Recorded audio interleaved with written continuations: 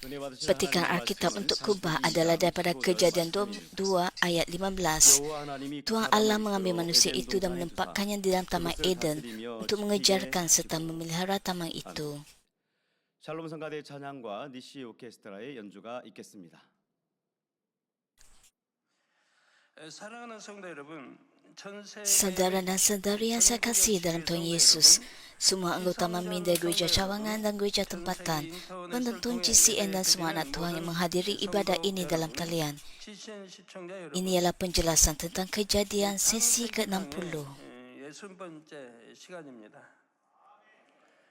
Dalam khutbah yang lalu saya telah menerangkan cara Adam membina 3 piramid di Giza. Antara ketiga-tiga piramid, saya akan menerangkan dengan lebih terperinci tentang struktur dalaman piramid agung. 피라미드 중에서 대피라미드의 내부 구조를 좀 더 자세히 말씀드리겠습니다. 자료 화면에서 Pada skrin, nombor 1 menunjukkan pintu masuk yang asal. Terdapat 2 pintu masuk. Pintu masuk yang asal ialah pintu nombor 1. Pintu masuk ini terletak kira-kira 17 meter di bawah paras tanah dan kini telah ditutup. Oleh itu, bukan sesiapa saja dapat memasukinya. Kira-kira 10 meter di bawah pintu masuk yang asal, terdapat satu lagi pintu masuk yang ditandakan nombor 2 pada skrin. Ia dilabelkan sebagai terowong perempat. Pintu masuk ini dipercayai dibuat pada abad ke-9 oleh Armamun yang sedang mencari harta karun. Hari ini pelancong memasuki piramid agung melalui pintu masuk ini. Anda nampak terowong yang digali ke dalamnya, bukan? Pelancong turun melalui laluan itu.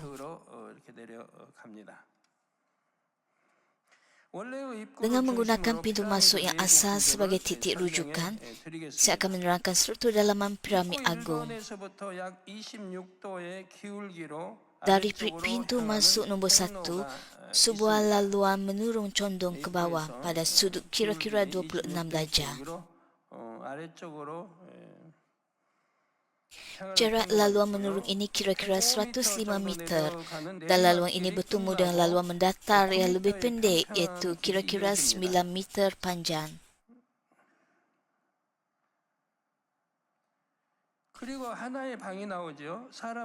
Laluan yang lebih pendek ini menuju sebuah bilik kecil.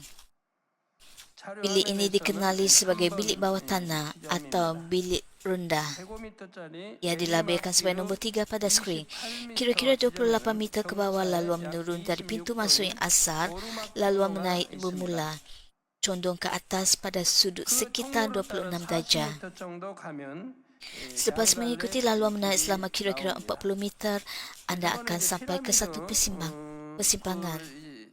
Kira-kira di tengah-tengah piramid berbentuk segitiga, terdapat ruang-ruang yang diukir seperti bilik. Salah satunya ialah galeri besar, sebuah laluan menaik yang condong pada sudut kira-kira 26 darjah. Dan satu lagi ialah laluan mendatar. Jika anda mengikuti laluan mendatar yang menuju ke sebuah bilik yang dikenali sebagai bilik permaisuri, ia adalah yang di bawah. Bilik permaisuri. Galeri besar setinggi 8,5 meter dan panjang 46 meter. Ia dilabelkan sebagai nombor 5 pada skrin.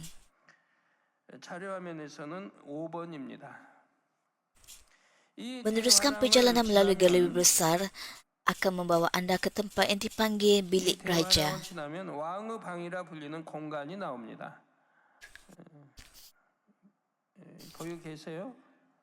Adakah anda sedang mengikuti saya? Bilik raja yang ditandakan sebagai nombor 6 pada skrin. Terdapat 4 tiang kecil di dalam piramid agung. Setiap satu berkurang kira-kira 20 cm lebar dan 20 cm tinggi. 2 daripadanya menuju bilik permaisuri dan 2 lagi ke bilik raja. Di persimpangan ini di mana laluan menaik bertemu dengan galeri besar, terdapat sebuah lubang yang menuju ke sebuah tiang, dikenali sebagai tiang perigi, yang bersambung dengan laluan menurun di bawah. Laluan-laluan dan tiang ini tidak diukir selepas batu-batu disusun. Maksud saya, batu-batu itu sebenarnya disusun sedemikian rupa.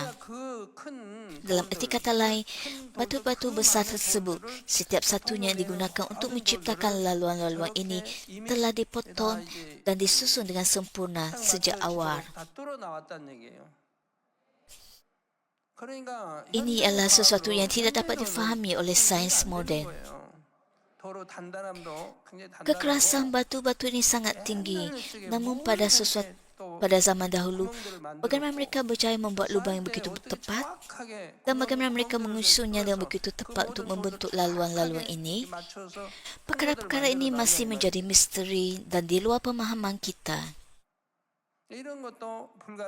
Kecuali pintu masuk yang digali oleh perompak kubur. Maksud saya, perompak itu menganggap bahawa pasti ada harta karun disimpan di dalam, lalu menggalinya.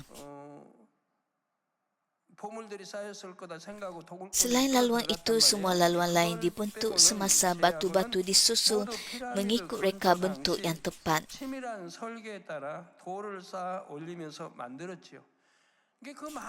Bagaimanakah laluan-laluan itu dibina dengan batu-batu sebanyak itu? Bagaimanakah setiap batu di sekitar laluan-laluan itu digerudi dan dipotong dengan begitu sempurna? Batu-batu itu telah diproses terlebih dahulu, dibawa dalam keadaan siap dan kemudian disambungkan bersama.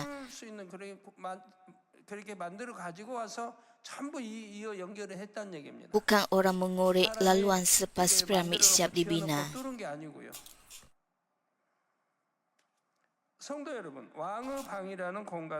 Saudara-saudari, bilik raja adalah tempat yang benar-benar unik. Pertama, suhu di dalamnya kekal stabil pada sekitar 15.7 darjah Celsius tanpa mengira suhu luar. Kawasan itu ialah kawasan padang pasir dan cahaya matahari di sana sangat terik. Suhu boleh mencecah sekitar 45 darjah Celsius. Anda mungkin menyangka bahagian di dalamnya juga akan menjadi sangat panas.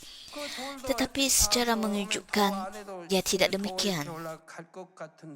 Suhu sentiasa kekal sekitar 15.7 darjah Celsius.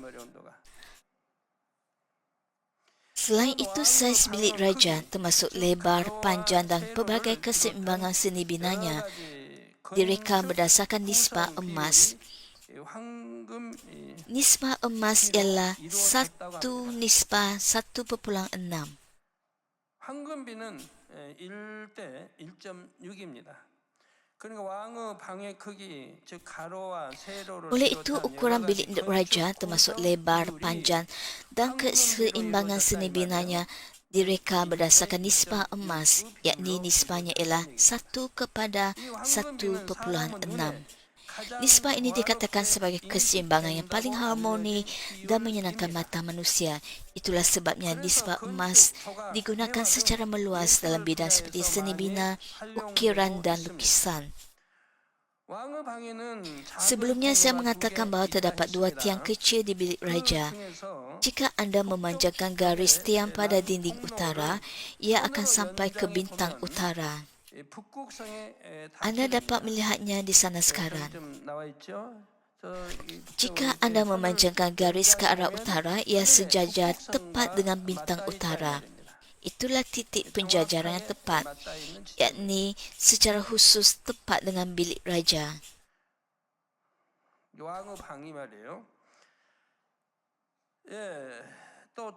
Polaris ialah nama bintang yang kedudukannya dekat dengan kutub utara langit. Sebagai rujukan, adakah kedudukan bintang utara sentiasa bertepatan dengan kutub utara langit? Tidak. Disebabkan kecondongan paksi putaran bumi, kutub langit perlahan-lahan beralih dari masa ke masa. Akibatnya, bintang utara tidak sejajar sempurna dengan kutub utara langit. Bilik raja terletak kira-kira 50 meter di atas dasar. Dengan ketinggian piramid agung sekitar 148 meter, bilik ini terletak pada 1/3 ketinggian dari dasar.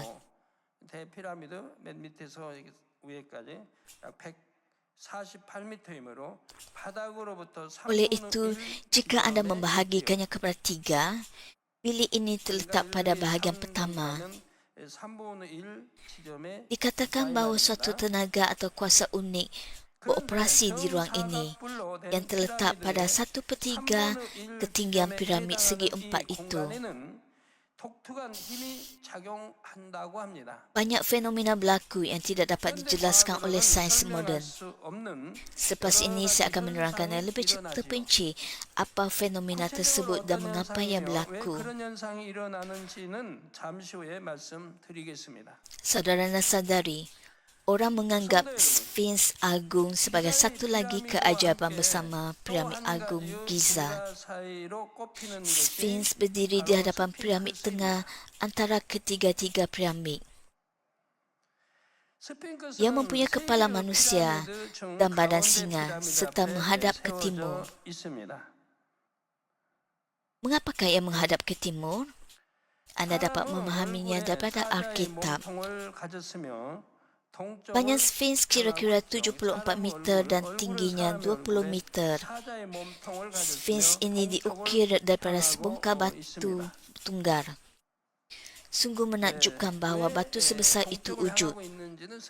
Dan Sphinx diukir daripada batu tunggar ini. Bayangkan betapa besarnya batu asar itu. Batu sebesar itu diukir menjadi Sphinx. Namun begitu, walaupun sekian lama masa berlalu, Sphinx masih terpelihara dengan baik. Hal ini sepatutnya membuatkan anda berasa kagum. 그러니 원석은 얼마나 어마어마하게 큰 돌이었을지 상상해 보십시오. 얼마나 어마어마한 큰 돌을 깎아서 지금 스핑크스를 만들어 놨단 말이에요. Bagaimanakah batu sebesar itu dapat dibawa dan dari mana asalnya? 여러분 놀라셔야 합니다. 이렇게 큰 돌을 어떻게 Jawapannya ialah Adam membawanya dari Taman Eden. Mengapakah Adam meletakkan patung seperti itu di hadapan piramid? Sphinx mewakili salah satu kerup yang membantu Adam. Sama seperti adanya malaikat yang kuat, terdapat juga kerup yang kuat. Ketika piramid dibina, banyak kerup yang kuat dikerahkan. Itulah sebabnya pembinaan piramid disiapkan dalam masa yang singkat. Antaranya ada satu kerup yang memimpin kelompok lain dan juga melindungi Adam.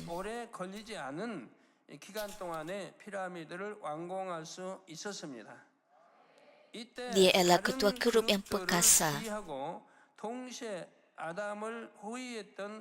Kerup ini memegang pedang di tangannya dan membawa Adam di belakangnya. Kerup ini juga memiliki pelbagai kebolehan lain, memainkan peranan penting ketika Adam membina piramid. Kerup ini banyak membantu Adam dalam pembinaan piramid.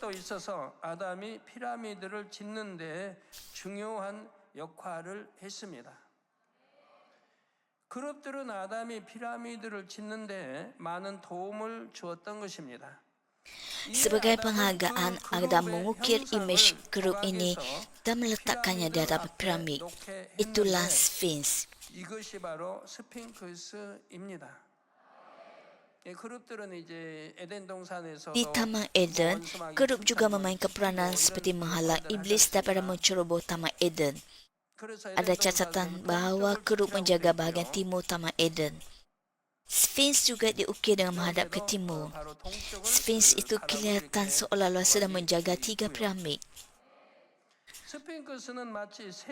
Jika anda melihat mural Mesir Purba, Anda sering akan melihat makhluk aneh yang bukan sepenuhnya manusia atau sepenuhnya haiwan. 짐승도 아닌 이상한 형태의 동물들이 많이 나옵니다.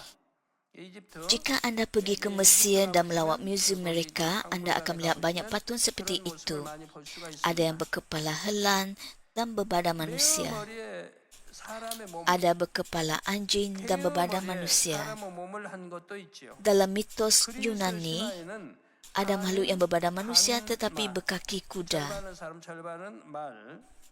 또 하체는 말이고 Adakah semua ini 가운데는 hanya 사람의 hayalan? 존재도 Walaupun 나옵니다. sebahagian mungkin berasal daripada imajinasi, banyak daripadanya sebenarnya diilhamkan daripada kerup dari Taman Eden. 상상의 동물도 있겠지만 다수는 Selepas 실제로 Adam diusir ke 에덴 bumi, 동산에 있는 makhluk-makhluk 그룹들이 ini 그 diceritakan oleh generasi 모델이라는 kemudian. 사실입니다. Lalu unsur-unsur mitos ditambahkan. 아담이 이 땅으로 내쫓긴 Seperti 후로 terdapat pelbagai jenis haiwan di bumi, 전달되는 terdapat juga 과정에서 pelbagai jenis 그 kerup. 신화적인 요소들이 가미되었을 뿐이지요. Antaranya, ada yang ditugaskan untuk menjaga Adam dan melindungi Taman Eden. Tuhan menyuruh Adam dan Eden dilindungi oleh kerup dan pedang berapi yang berputar. 그룹들과 두루던 화염검으로 에덴 동산을 또 지키겠죠. 또 동쪽을 여기서 Izinkan saya menambahkan satu perkara di sini. Ketika Adam membina piramid, peranan kerup dan keturunan Adam adalah berbeza. Seperti yang telah saya sebutkan tadi, kerup yang diwakili oleh Sphinx memberikan bantuan besar dalam pembinaan. Peranan utama kerup pada masa itu adalah menjaga Adam dan mengawasi. Sudah tentu kerup yang lebih besar, yang lebih kuat juga terlibat dalam tugas fizikal seperti menggerakkan batu besar. Namun begitu, sebahagian besar kerja pembinaan piramid dilakukan oleh keturunan Adam. Di bawah pimpinan Adam, banyak keturunannya turun bersama dan menyertai pembinaan piramid. Mereka bekerja dengan cara yang sangat teratur dan sistematik. Antara keturunan Adam, orang yang mempunyai kemahiran dan kepakaran dalam setiap bidang dikerahkan. 아담의 후손들은 매우 조직적이고 체계적으로 작업을 했습니다. 아담의 후손들 중에서 각 분야 Anda perlu faham betapa majunya sains di Taman Eden. Selain itu, sementara sejarah manusia di bumi ini hanya sekitar 6,000 tahun. Sejarah Taman Eden merangkumi tempoh yang tidak terukur. Terdapat juga perjalanan antara Taman Eden dan bumi. Mengikut arahan Adam, ada yang merancang pelan dan yang lain mengendalikan semua pengiraan untuk reka bentuk. 거기서 이제 지구와의 이런 오고감도 있었고 아담의 의중에 따라 Mereka ialah orang yang mempunyai pengetahuan matematik yang tinggi. Ada juga yang memilih pekerjaan sesuai untuk pembinaan. Selain itu, ada yang bertanggungjawab untuk mengumpul bahan. Misalnya, ada yang menguruskan mineral, batu dan sebagainya. 시공하는데 적합한 인력을 뽑는 역할을 한 사람도 있었지요. 여기에 재료를 구하는 사람도 있었습니다. 예를 들어 광물 담당자, 석재 담당자 등 이 분야도 Sebagai contoh, katakan mereka ingin menghasilkan UFO. Oleh itu, mereka perlu mendapatkan semua bahan yang diperlukan, bukan? Seperti di bumi di mana kita melumbung besi, emas, perak dan tembaga, mereka juga memerlukan orang yang melumbung, memproses dan membuat baharan. Ada juga memotong bahan yang dikumpulkan mengikut saiz yang betul dan memproses yang mengikut tujuannya. Sama juga di Taman Eden, benda tidak muncul dengan serta-merta. Sebagai contoh, UFO tidak diciptakan dengan firman Tuhan. Sebaliknya dibuat oleh penduduk Taman Eden. 그냥 모든 것이 뚝딱 생기는 것이 아닙니다. 예를 들어 UFO도 하나님께서 말씀으로 창조해 주신 것이 아니라 Sama seperti kita memerlukan pelan, bahan dan teknologi untuk membina kapal terbang, begitu juga dengan pembuatan UFO. Penduduk Eden memproses dan memotong bahan mentah untuk membuatnya. Oleh itu, walaupun dalam bidang penghasilan UFO, semuanya diatur dengan sangat baik, dibahagikan dengan teliti dan dikhususkan. Ada yang membina, ada yang memeriksa dan ada yang mengurus. Oleh itu, betapa teraturnya sistem keseluruhan Taman Eden. Di bawah pimpinan Adam sebagai ketua, semua bidang yang perlu diatur dengan baik dan semuanya beroperasi dalam aturan dan keharmonian. 하물며 에덴 동산 전체 조직 체계는 얼마나 잘 돼 있겠는지요. 아담을 머리로 하여 필요한 모든 분야의 조직들이 갖춰졌고 질서 있고 조화롭게 이루어졌습니다. Menariknya, salah seorang penyelidik UFO Korea percaya bahawa piramid berkaitan dengan UFO. Beliau ialah Profesor Man Sung-ryo, wakil Korea bagi MUFON, Unsur UFO Network, organisasi UFO terbesar di dunia. Dalam bidang mengenai pasti UFO yang ditangkap dalam gambar, beliau ialah pakar yang paling dipercayai di Korea. Izinkan saya berkongsi sebahagian temu buah yang diterbitkan pada bulan Jun 2011 dalam Dong'a Daily. Apabila ditanya apakah kaitan antara piramid dan UFO, beliau menjawab, kedua-duanya tidak dapat dijelaskan oleh sains moden. Sejak kecil saya mendengar bahawa piramid ialah struktur yang misteri, tetapi melihatnya sendiri melampaui apa yang saya bayangkan. Ahli arkeologi Arus Perdana mengatakan bahawa piramid dibina sekitar 4,500 tahun yang lalu. Hal itu bererti manusia primitif yang hanya mempunyai alat batu dan gangsa membina struktur sedemikian. Tidak kira berapa banyak tenaga kerja diterurahkan, mudah untuk kita lihat bahawa hal itu adalah mustahil. Apa yang pasti, tamadun yang sangat maju wujud di bumi pada zaman purba. Jika tamadun itu berterusan hingga kini, mereka pasti mampu menciptakan penemuan yang jauh melebihi sains moden seperti UFO. Dari sini saya membentuk hipotesis bahawa makhluk yang membina piramid dan yang mencipta UFO mungkin sebenarnya adalah sama. 예를 들면 UFO 같은 것도 얼마든지 만들어낼 수 있을 것입니다. 피라미드를 만든 존재와 UFO를 만든 존재가 실은 같은 게 아닐까라는 가설을 세우게 된 것입니다. Dengan cara ini, penyelidik yang membuat kajian berdasarkan bukti akhirnya sampai kepada kebenaran. Oleh itu, kedua-dua komuniti saintifik dan Kristian tidak sepatutnya membutakan mata terhadap kebenaran ini. Hal ini demikian kerana sehingga hari ini, UFO kerap muncul di seluruh dunia. Pada 28 Januari 2011, sebuah UFO dirakamkan dalam video dari jarak dekat di Yerusalem. UFO itu tak pun di langit untuk seketika. Perlahan-lahan turun, kemudian naik semula dengan kelajuan yang sangat tinggi.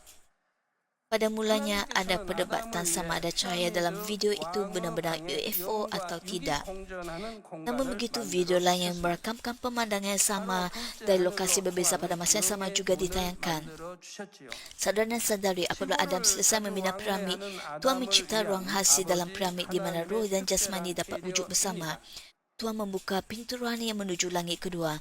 Hal ini merupakan peruntukan khas daripada Tuhan Bapa untuk Adam yang sering melakukan perjalanan antara bumi dan Taman Eden. Melalui ruang ini, Adam dapat bergerak antara kedua-dua tempat dengan lebih mudah dan pantas. Saya pernah menyebut bahawa lohong hitam berfungsi sebagai laluan yang menghubungkan langit pertama dan langit kedua. Apabila seseorang ditarik ke dalam lohong hitam, mereka akhirnya dibawa ke langit kedua. Di bilik raja terdapat juga pintu rohani yang bersambung ke alam rohani. Pintu ini ditutup selepas Adam berdosa. Pintu ke dunia rohani bukanlah sesuatu yang dapat dibuka dan ditutup dengan sesuka hati oleh sesiapa pun. Seperti yang telah saya jelaskan sebelumnya, ketika kita berbicara tentang pintu rohani, Ia tidak hanya ditemui di tempat awam muncul dan hilang. Jika Tuhan membukanya di sini, maka kita dapat masuk melalui pintu rohani itu. Jika Dia mengizinkannya. Setengah orang mungkin bertanya, di tempat yang kosong, bukankah mungkin ada pintu rohani dan ruang rohani? Itulah batasan kita, batasan manusia dan pengetahuan. Kita tidak mampu berfikir melampauinya. Namun begitu, Tuhan sentiasa menunjukkan kepada kita bahawa ada dunia lain di luar pengetahuan dan batasan kita melalui mukjizat, keajaiban dan perbuatan-perbuatan besar. Dan Dia menunjukkan bahawa apa yang tertulis dalam Alkitab adalah benar, bukan? Alkitab penuh dengan perkara-perkara seperti ini, mukjizat, keajaiban dan kuasa yang melangkaui pengetahuan manusia. Contohnya ketika Yosua memerintahkan matahari dan bulan berhenti dan hal itu berlaku ketika Laut Merah terbelah dan orang Israel menyeberang dan ketika sebuah bintang bergerak dan memimpin 3 orang ahli ilmu bintang ke Bethlehem.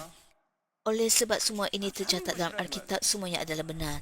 Jika kita bergantung pada pengetahuan manusia dan berfikir, oh, itu hanya rekaan penulis, benarkah mungkin bintang boleh bergerak seperti itu? Maka kita adalah salah. Pintu ke alam rohani bukan sesuatu yang dapat dibuka atau ditutup dengan sesuatu hati oleh sesiapa pun. Hanya apabila hal itu menurut keadilan. Jika ada seseorang yang mempunyai autoriti untuk membuka dan menutup ruang rohani seperti Adam sebelum kejatuhannya, dia memang dapat membuka pintu itu semula. Namun begitu dengan fakta mudah bahawa ada pintu yang menuju langit kedua, yakni alam rohani, terdapat tenaga unik yang berfungsi di bilik raja. Walaupun tidak kelihatan oleh mata fizikal, bilik ini berhubung secara langsung dengan dunia rohani. Itulah sebabnya Tuhan Bapa berfirman bahawa jika saintis mengukur gelombang atau tenaga di ruang itu, mereka akan menemui fenomena yang sangat luar biasa. Biar saya kongsikan beberapa situasi yang berkaitan. Seorang saintis Perancis bernama Antoine Bovis mendapati bahawa di bilik raja, bangkai kucing dan tikus tidak reput tetapi menjadi kering. Di ruang itu penguraian tidak berlaku. Selain itu, seorang jurutera elektrik Czech bernama Karen Darbar menjalankan eksperimen untuk melihat jika pisau cukur yang tumpul boleh diasas semula di dalam model piramid. Apabila dia meletakkan pisau itu sejajar dengan arah timur barat, pisau itu menjadi tajam semula.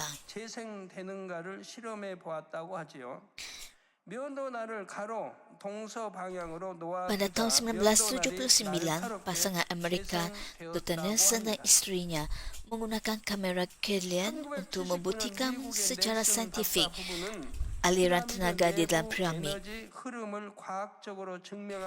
Fotografi Kirlian merekam cahaya atau medan tenaga di sekitar objek yang tidak kelihatan oleh mata manusia. Ketika mereka mengambil gambar piramid, mereka merakamkan imej tenaga memancar dari titik atas piramid dalam bentuk heliks ganda yang serupa dengan DNA. Oleh sebab fenomena misteri seperti ini, beberapa penyidik mendakwa bahawa piramid mempunyai kemampuan untuk memusatkan sesetengah tenaga kosmik dalam strukturnya.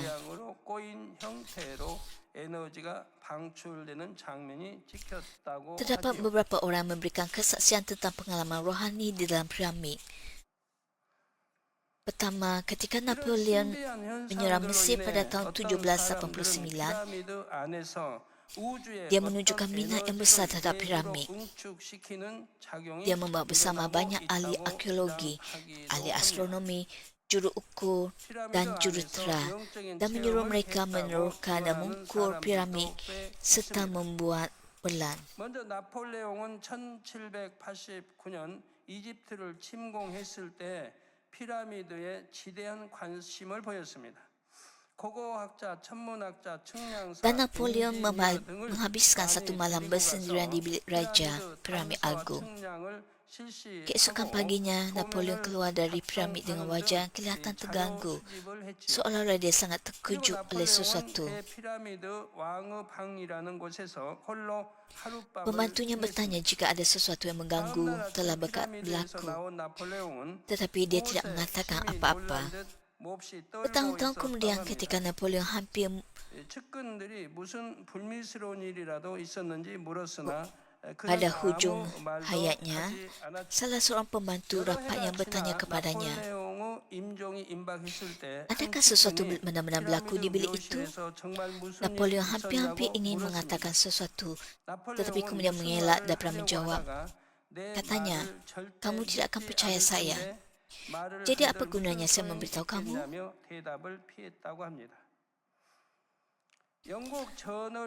Pada tahun 1931, seorang wartawan British bernama Paul Brunton juga menghabiskan satu malam bersendirian di bilik raja. Dia menceritakan pengalaman secara terperinci dalam bukunya A Search in Secret Egypt. Dia mendakwa bahawa dia mengalami pengalaman rohani yang unik di dalam bilik tersebut. Pada satu ketika, beberapa makhluk misteri muncul di hadapannya. Makhluk yang kelihatan rahmat dan penuh belas kasihan. Mereka berpakaian seperti imam tinggi agama Mesir purba. Brunton menggambarkan mereka sebagai makhluk bercahaya dengan kehadiran mulia yang separa ilahi dan separa manusia. Dia mendakwa bahawa dirinya dibaringkan di atas sebuah sarkofagus dan rohnya terpisah daripada tubuhnya. Makhluk-makhluk misteri itu kemudian membimbing rohnya ke tempat yang disebut sebagai Dewan Pembelajaran. Di sana mereka menyampaikan ajaran Sang Pencipta mengasihi segala sesuatu.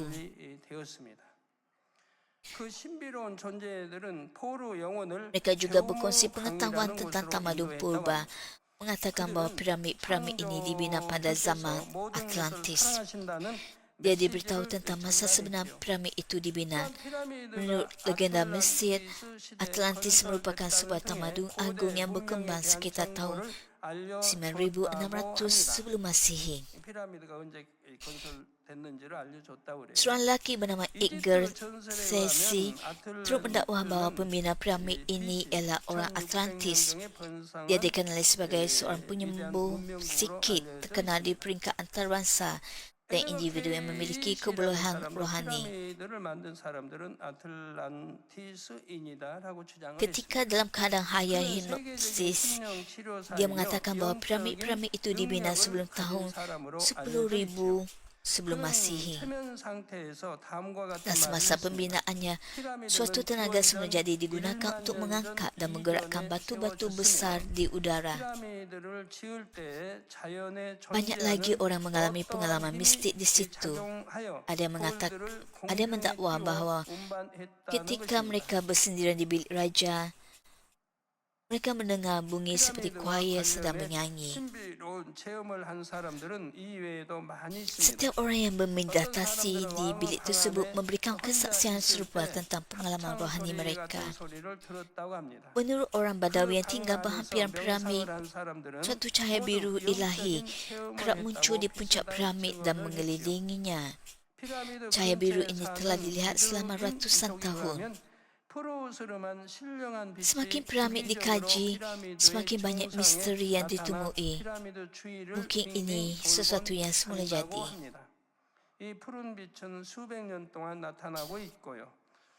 Selain 3 piramid agung ini, memang terdapat banyak piramid lain di dunia ini. Namun begitu, piramid-piramid lain tidak sehebat 3 piramid ini dan sama sekali berbeza dari segi jenis. Sama sekali berbeza. Piramid-piramid lain itu ialah struktur yang dapat dibina oleh tangan manusia biasa. Namun begitu, 3 piramid agung ini sama sekali berbeza. Jangan sesekali berkata, bukankah ada banyak piramid lain juga? Ya, sama sekali berbeza. Piramid-piramid lain dapat dibina dengan kuasa diraja, kekayaan melimpah dan tenaga buruh yang besar. 3 piramid agung ini tidak seperti itu. Selain itu, pembina piramid itu bukanlah penduduk dunia biasa, melainkan Adam dan keturunannya dari Taman Eden yang mempunyai peradaban yang sangat maju. Orang yang tidak menyedari fakta ini sering mengarahkan pandangan ke angkasa lepas, kerana tidak kira seberapa dalam mereka membuat kajian, pasti akan sampai pada kesimpulan yang sama. Mustahil manusia biasa membina piramid itu. Dengan kata lain, semakin kita mengkaji perkara ini, semakin misteri yang kita ditemui. Piramid itu dipenuhi dengan perkara-perkara misteri yang tidak dapat dijelaskan oleh sains moden. Sama ada kemahiran yang digunakan untuk menyusun batu-batu besar, mengukirnya atau membina laluan-laluan rahsia seperti yang saya sebutkan tadi. Cara piramid itu diseraskan dengan sempurna dengan bintang utara atau bagaimana laluan-laluan itu dibina dengan ketepatan luar biasa. Walaupun kita mengetepikan aspek-aspek misteri itu, untuk mencapai ukuran yang sebegitu tepat pada zaman dahulu, sudah tentu tamadun mereka mempunyai tahap matematik dan geometri yang paling tinggi. Kembali kepada topik utama, mereka pasti akan sampai pada kesimpulan bahawa manusia di bumi ini tidak mungkin membina piramid itu. Itulah sebabnya semakin banyak orang percaya bahawa piramid itu dibina oleh makhluk dari angkasa lepas. Namun begitu betapa jelas dan mudah semuanya akan dapat difahami sekiranya mereka mendengar khutbah ini. Hal ini akan membawa mereka untuk mempercayai bahawa Alkitab adalah benar dan bahawa Tuhan Pencipta masih hidup hingga hari ini. Dalam khutbah yang seterusnya, saya akan berkongsi pengakuan Adam kepada Tuhan selepas siapnya pembinaan piramid itu dan beberapa peristiwa misteri lain yang berkaitan dengan piramid ini. Izinkan saya membuat kesimpulan bagi khutbah ini. Saudara dan saudari, pada hari ini kita telah meneliti struktur dalaman piramid agung dan fenomena luar biasa yang berkaitan dengannya. Oleh itu, apakah kaitan semua fakta ini dengan kehidupan Kristian kita? Dengan mempelajari perkara-perkara ini, kita dapat percaya dengan lebih kukuh bahawa Alkitab adalah benar dan bahawa Tuhan mengatur sejarah manusia. Alkitab, sejarah dan sains bukanlah sesuatu yang terpisah antara satu sama lain.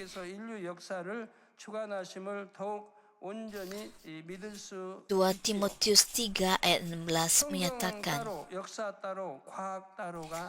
seluruh kitab suci diilhamkan oleh Allah dan berguna untuk mengajar, menegur, membetulkan dan mendidik ke arah kebenaran.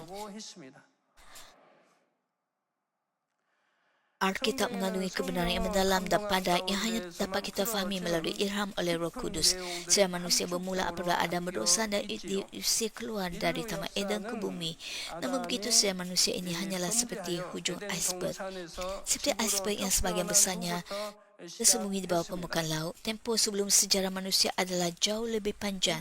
Sejarah sebelum manusia sejak awal lagi sedang dinyatakan melalui siri penjelasan tentang kejadian ini. Hal ini hanya mungkin kerana Tuhan kita, pencipta dan penguasa seluruh alam semesta, telah menyatakannya kepada kita. Dan siapakah Tuhan ini? Dia ialah Tuhan, dia ialah Bapa kita.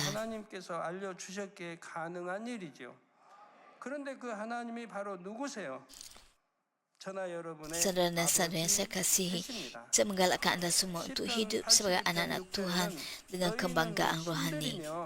Saya berdoa dalam nama Tuhan Yesus agar anda menyerupai Tuhan, menjadi kudus dan sempurna, dan memuliakannya dalam segala urusan.